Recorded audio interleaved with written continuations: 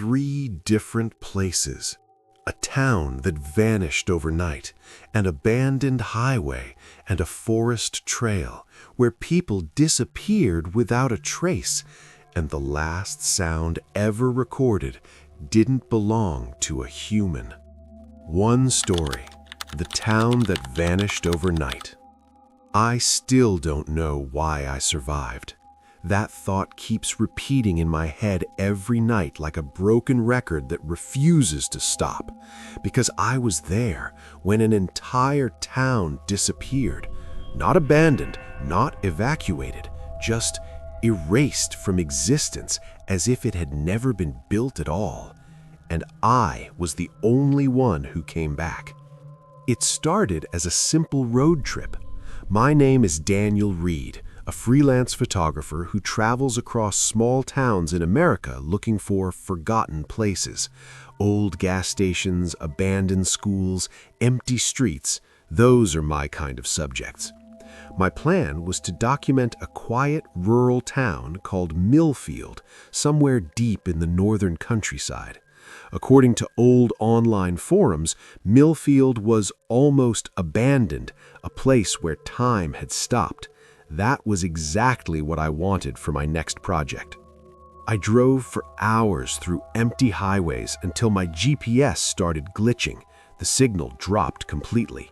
And then I saw it. A wooden road sign. Welcome to Millfield. Population 213. The paint was faded, but the town beyond it looked strangely alive. Lights on in houses, smoke rising from chimneys, a working gas station.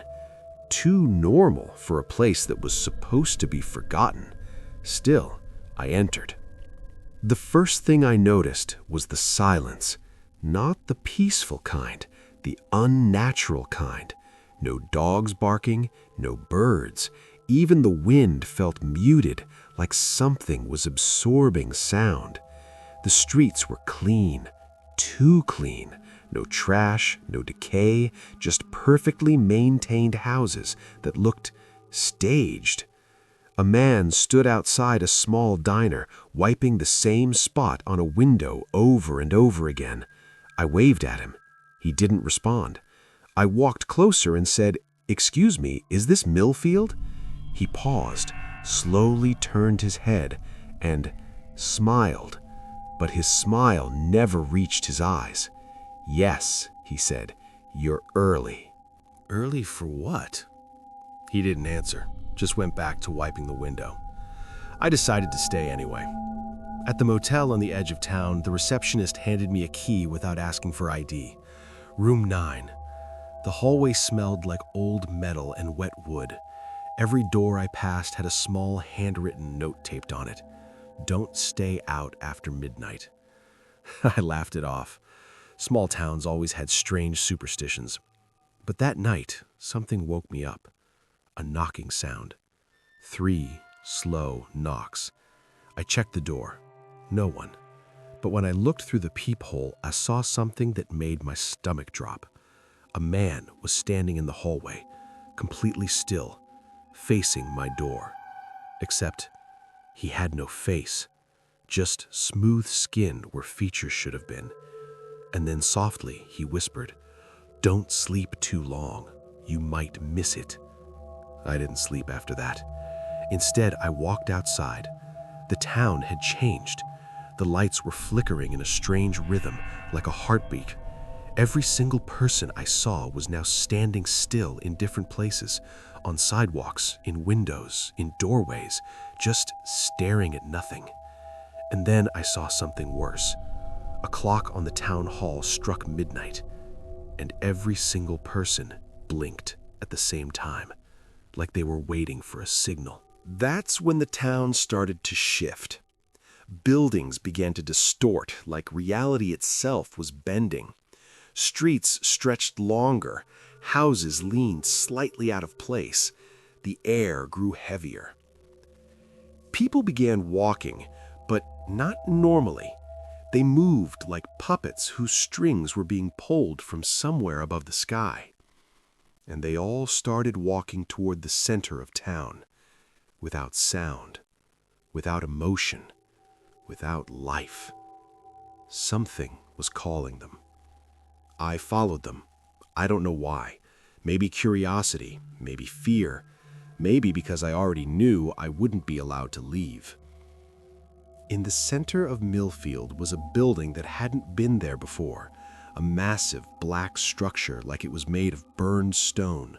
No windows, no doors, just a giant hollow opening that looked like a mouth. The townspeople were entering it one by one, and none of them came back out. I tried to run, but the road behind me was gone. Not blocked, not destroyed. Gone, like someone had erased it from existence. And that's when I understood. Millfield wasn't a town.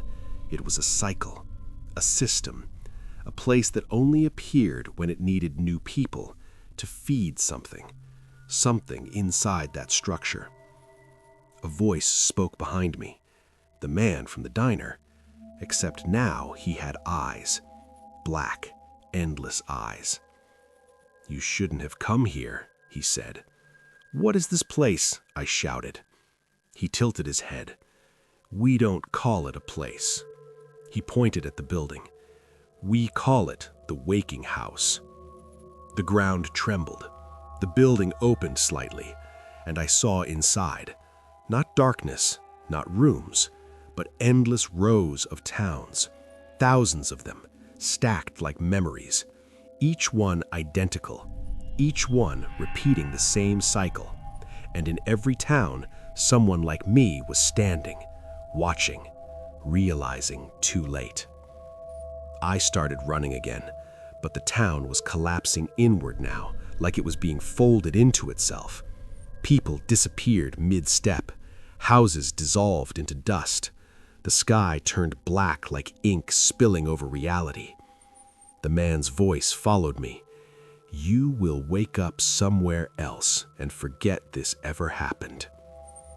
I don't remember how I escaped. I only remember waking up on the side of a highway. My car was parked behind me. My camera was full of photos. But when I looked at them, they were all blank, except one.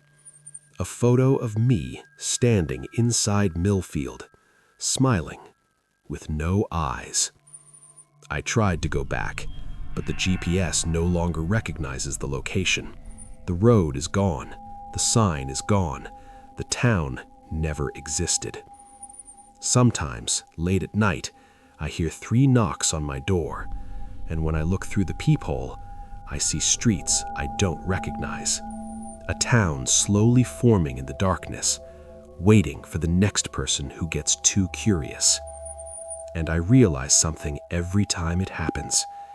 Millfield didn't vanish overnight. It just moved, and it's still looking for new visitors. 2 story. The last phone call from the abandoned highway. It started with a normal drive.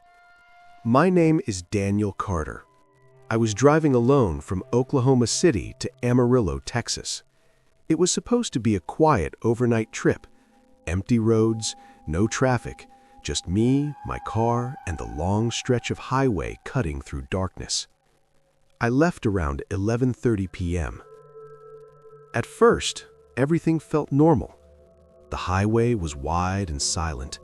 Occasionally, a truck would pass by, but after a while, even those disappeared. It was just me and the road. Around 1:40 a.m., something strange happened.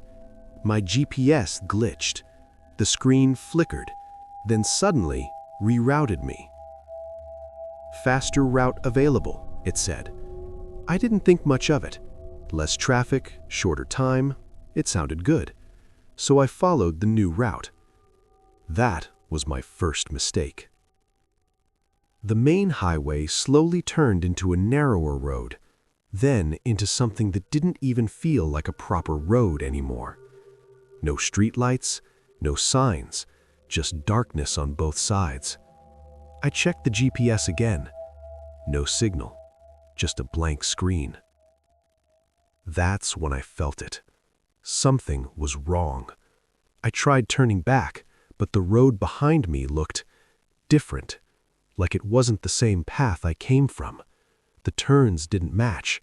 The landmarks were gone. My chest started to tighten. At exactly 2:17 a.m., I picked up my phone and called my brother. He answered after 2 rings. "Daniel, why are you calling this late?" "I think I'm lost," I said, trying to keep my voice steady. "My GPS stopped working, and this road, it doesn't feel right." He was quiet for a second. "Just send me your location." "I can't. No signal." That's when the call started to break. Static filled the line. "Hello? Daniel? You're cutting out." "I said I can't." The sound cut sharply. Then came something else. A faint noise. Not from the phone, from outside. I slowed the car. "What was that?" my brother asked. "I don't know." The road ahead looked darker than before, like the headlights were being swallowed by something. Then I saw it. Something standing in the distance, right in the middle of the road. At first, I thought it was a person, but the closer I got, the less human it looked. It wasn't moving, just standing there, too still. "Daniel, what's happening?" My brother's voice sounded panicked now. "There's someone on the road." "Then stop the car! Turn around!" I don't think it's a person." The words barely came out. My hands were shaking. The figure didn't react to the headlights, didn't move, didn't even seem to breathe. I slowed down completely, my car rolling forward inch by inch. Then, the figure disappeared. Just like that. Gone. I slammed the brakes. "Where did it go?" I whispered. "Daniel? Answer me. I don't see it anymore." There was a long pause. Then my brother said something that made my blood run cold. "Daniel, if it's gone, then what's that behind you?" My heart stopped. Behind me? Slowly, I looked into the rearview mirror. At first, nothing, just darkness. Then, something shifted. A shape sitting in the back seat, my breath caught in my throat. No. The figure was there, inside the car. I hadn't heard the door open. I hadn't stopped long enough for anyone to get in, but it was there. Its face, I couldn't see it clearly, just a shadow, but its head was tilted, staring directly at me. "Daniel, say something." "It's in the car." "What?" "It's in the back seat." The line filled with heavy static. Then, a whisper, not from the phone, from behind me. "Don't look back." I froze, my entire body locked. Tears started forming in my eyes. "Did you hear that?" I asked, my voice trembling. "Hear what?" "Daniel, I can't hear anything, just static." The whisper came again, closer this time. "Keep driving." My hands tightened on the steering wheel. I didn't dare turn around. I just pressed the gas. The car sped forward. The road twisted unnaturally, like it was stretching and bending in ways that didn't make sense. My headlights flickered. The whisper turned into something else, breathing right behind my ear. Slow. Cold. Not human. "Daniel, your voice, it's fading." "I don't think I'm alone." The lights suddenly went out. Total darkness. For a split second. Then they came back, and the road was gone. I slammed the brakes. The car skidded to a stop. There was no road anymore, just dirt and trees. I was in the middle of nowhere. How did I get here? The whisper turned into a low, distorted voice. "Stop the car." My brother was yelling now. "Daniel, get out of there! Leave the car!" I can't move. My body wouldn't respond. The rearview mirror slowly tilted on its own, and this time I saw its face. It wasn't a face, just a hollow darkness where a face should be. But inside that darkness, something was moving, like multiple shapes trying to form something human. My phone started slipping from my hand. "Daniel, stay with me! Talk to me!" "I think it doesn't want me to leave." The whisper whispered one last time. "Stay." Then an absent call. A loud bang, the line filled with a piercing scream, and the call disconnected. 3 days later, my car was found, abandoned, miles away from any known road. The engine was still warm. My phone was on the passenger seat, still on call. But I was gone. No footprints, no signs of struggle, nothing. Police searched the area for weeks, but they never found me. The only thing they recovered was the last phone call recording. And according to my brother, there was one detail he didn't tell the police, because he knew no one would believe him. He said after my scream, for a few seconds, the call was still connected, and in those final moments, a voice came through the phone. Not mine, not human, soft, whispering. He shouldn't have taken this road. Story 3. The Forest Trail, where hikers just disappear. It wasn't supposed to be dangerous. That's what everyone online said. The trail is easy, perfect for beginners, beautiful, peaceful, untouched. That's exactly why we chose it. My name is Adil, and I wasn't alone. My friends, Hamza, Bilal, and Saad, had been planning this hiking trip for weeks. Exams were over, stress was gone, and we wanted something real, something away from the city noise. We found the trail buried deep in an online forum. No official name, just a location pin and one strange title: The Trail That Doesn't Like Visitors. We laughed it off. Big mistake. We reached the forest just before sunset. The air felt different. Not cold, not warm, just heavy. The kind of silence that presses against your ears. "Bro, it's too quiet," Saad said, looking around. No birds, no wind, no insects, nothing. Hamza shrugged. "Relax, it's just a forest." We started walking. The trail looked normal at first. Narrow dirt path, tall trees on both sides, roots twisting like veins across the ground. But after about 20 minutes, something changed. "Did we pass this tree already?" Bilal asked. We stopped. In front of us was a tall tree with a strange mark carved into it, a circle with a line through it. I remembered it because I had noticed it earlier. "No, that's not possible," I said. We had been walking straight, no turns, no loops, and yet here we were, again. "Maybe there are multiple trees like this," Hamza said quickly, but his voice wasn't confident anymore. We kept walking, faster this time. Another 15 minutes passed. Then Saad suddenly froze. "Guys, don't move." We stopped. "What?" I whispered. He pointed ahead. On the trail, there were footprints. Fresh ones. But they weren't ours. They were deeper, larger, and wrong. They looked like human footprints, but stretched, like someone had longer feet than normal, or something pretending to walk like a human.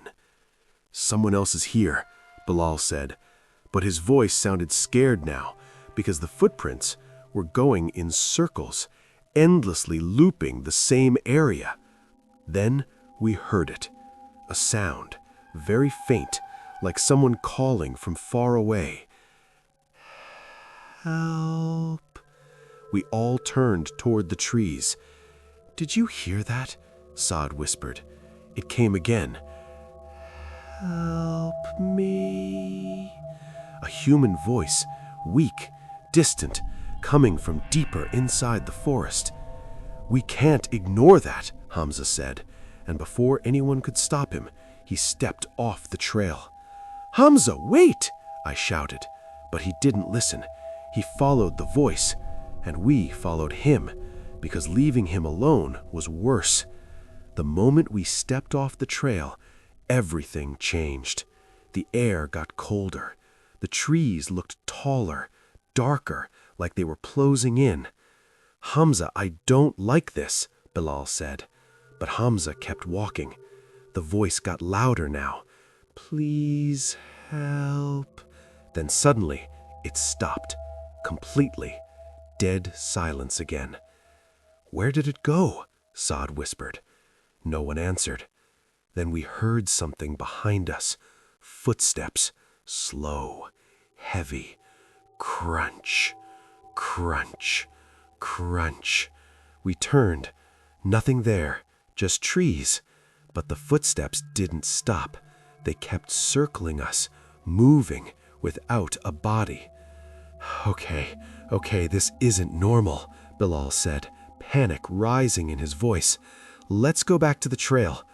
We turned around, but the trail was gone. No, I said, spinning around. There was no path anymore, just trees, endless trees.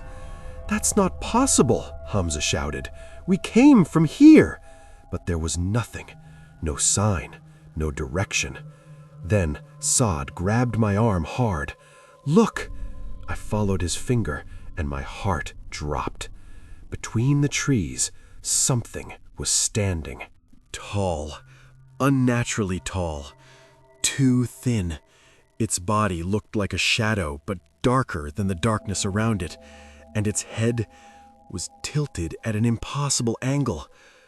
"Don't move," Saad whispered, but it was too late. The thing moved.